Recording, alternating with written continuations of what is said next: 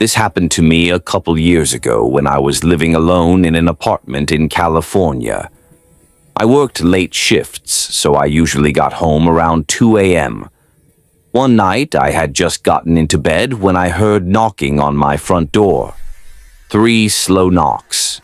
Knock, knock, knock. I froze. It was 2:30 a.m. No one should be at my door. I didn't move.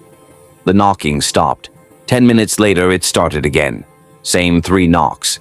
I looked through the peephole. Nothing. The hallway was empty. This went on every 10 minutes for over an hour.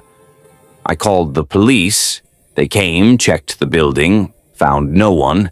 They told me it was probably kids pranking and left. I tried to sleep, but at 4 a.m., the knocking started again. This time, it wasn't at the door. It was inside my apartment, coming from the closet in my bedroom. I haven't opened that closet since. I rented the bottom floor of an old house in Michigan. The upstairs unit was empty. The landlord told me no one had lived there for years. Every night around the same time, I'd hear footsteps walking across the ceiling.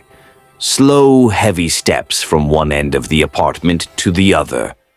Back and forth, always starting at 1 a.m. and stopping at exactly 1:37 a.m. I complained to the landlord. He swore the upstairs was locked and empty. One night I recorded it on my phone. Clear footsteps. I played the recording for him the next day. He went pale and said he'd have someone check it out. That night the footsteps didn't come. But at 1 a.m., my phone started playing the recording I had made by itself. The footsteps filled my apartment. I moved out the next week. This one still messes with me. I was house-sitting for my aunt in Florida while she was away for a month. Big old house with lots of mirrors.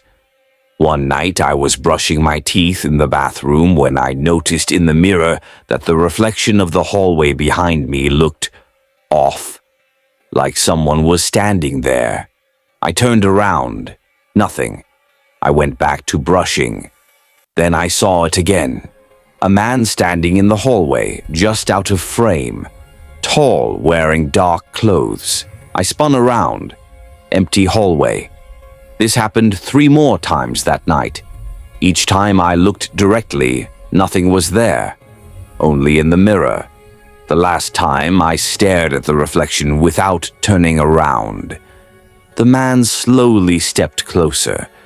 When he was right behind my reflection, he raised his hand and placed it on my shoulder. I felt nothing.